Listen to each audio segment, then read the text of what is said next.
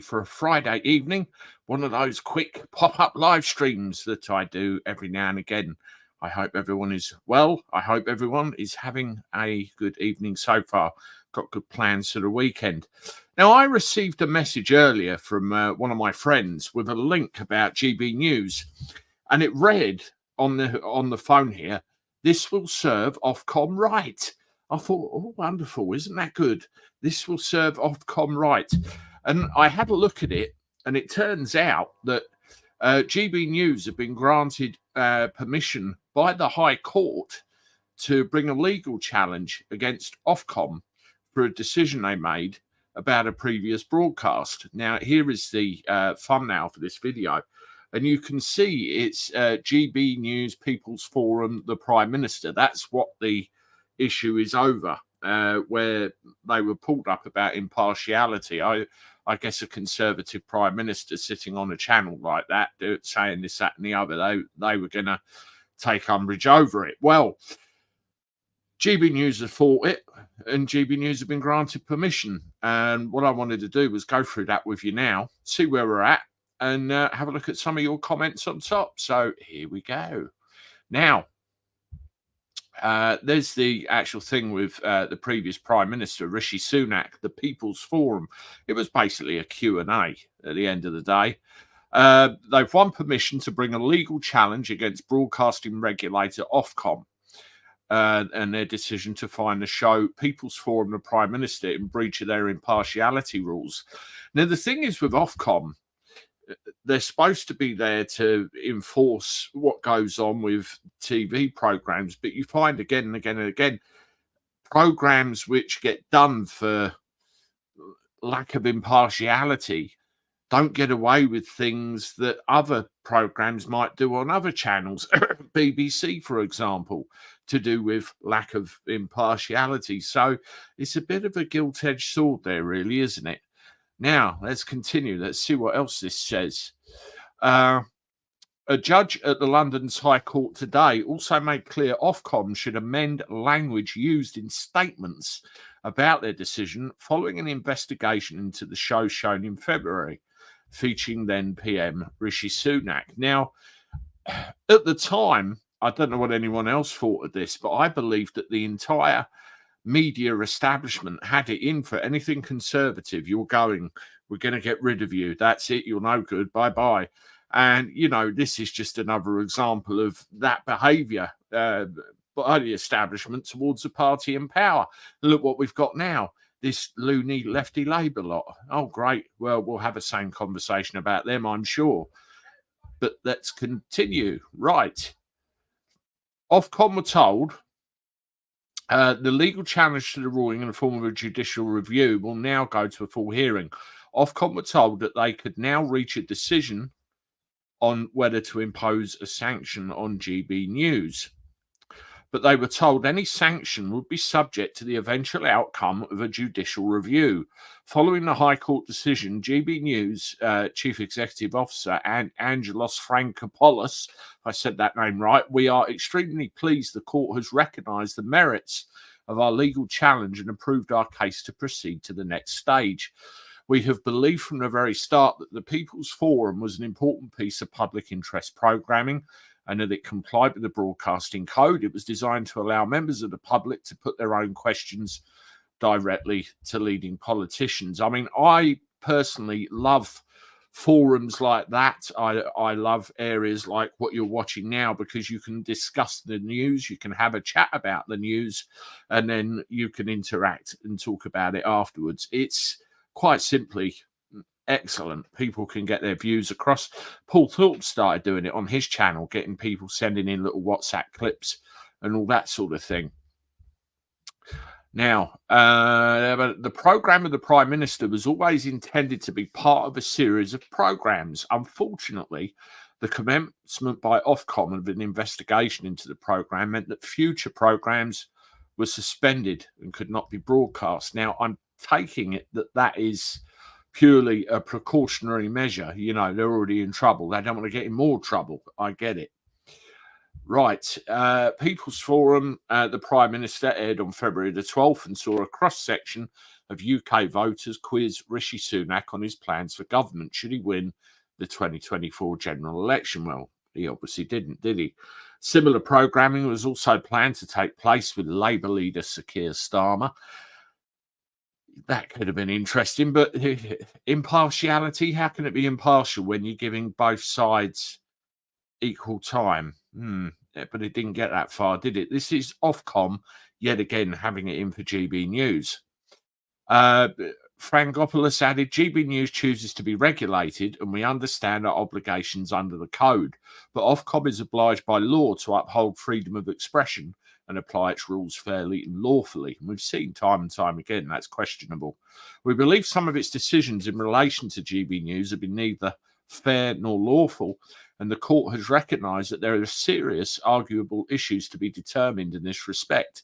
As the People's Channel, we will continue to champion freedom for our viewers, for our listeners, and for everyone in the United Kingdom. The court has also made clear that any sanction which Ofcom may go on to impose on GB News would need to be expressed as subject to the outcome of GB News's legal challenge, and there will be a full hearing at a later date. Now, there's one bit of this that really sticks out to me. Where are we? Yes, GB News chooses to be regulated. Now, we've had this argument, haven't we, time and time again with GB News. They were supposed to be the home of free speech. They were supposed to be all for freedom of expression. And yet again, we've seen Ofcom dive in, jump in and do their bit again and again with GB News. And some of the things that have come up on GB News, you can see that there are restrictions in place. You can see that certain voices have even been pushed to the side, kicked out the door, or heavily limited in what they do and don't do. So I don't think really it's a platform of free speech that it turned out to be. Like it or not, it has become part of the establishment media. But they need to be treated fairly. They need to be given a fair hand, the same as anyone else. And it'll be interesting to see what happens here, because Ofcom needs a bloody nose. They need to be told, and they need to be put in their place that this is no good. This is no good.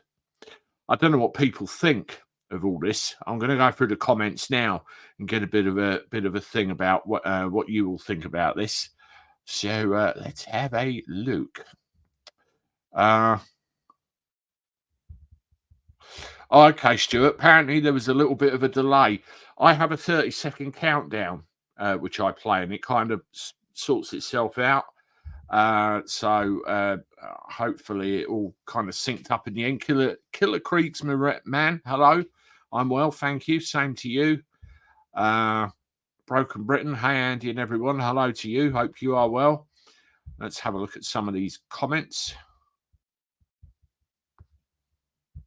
That's hilarious. Hope it's true and it works. I really think something needs putting in place to tell these regulators they can't have their own way all of the time. At the end of the day, who regulates the regulators? That's what I want to know. Ofcom protect crap like the BBC always says that. It's the way it appears, doesn't it?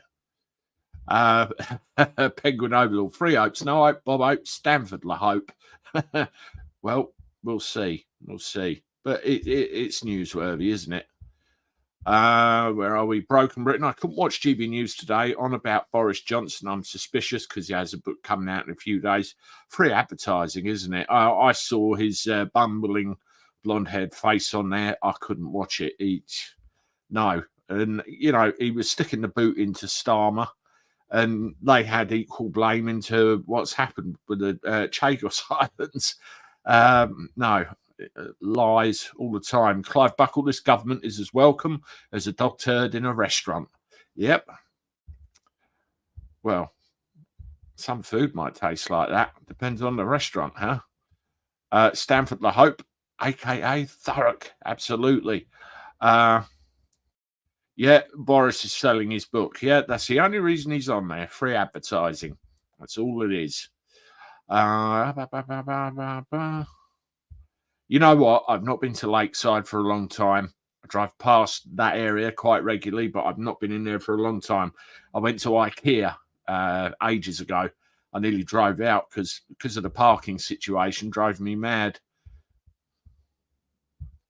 Clive, Ofcom will always be on the side of the establishment narrative. You know what? I believe you're right there. I really do believe you're right. Is it fuck? Yes, quite possibly. You might be right there. Let me see who else.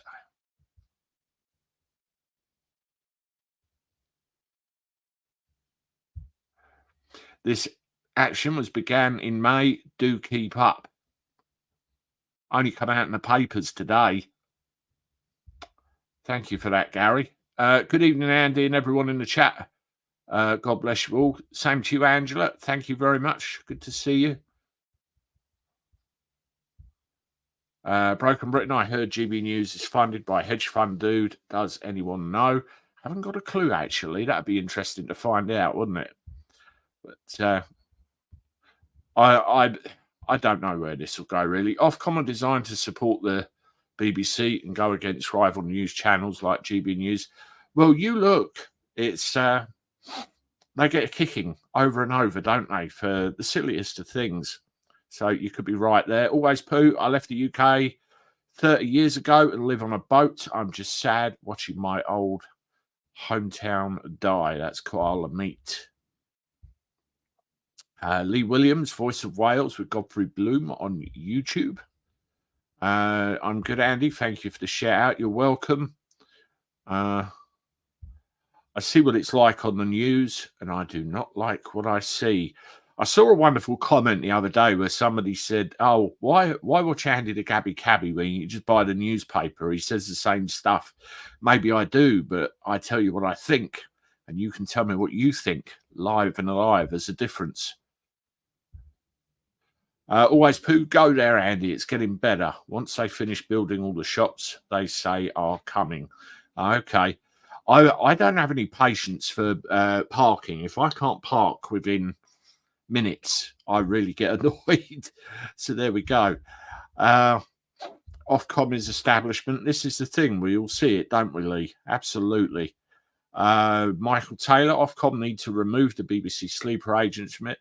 Yeah, if you look at the, the board of Ofcom or whatever you want to call it, a lot of them are ex-BBC or, have some affiliation with. So it's quite obvious what's going on. Killer Krieg's man, I hope next by-election is won by reform. It's already happening in the council ones. Yeah, I was going to bring that up in a separate live, which I'll probably do in a little while. Got to have some dinner first. I'll come back to that. Those notes must have been slagging Boris off with lots of gotcha moment setups with him or his team saw.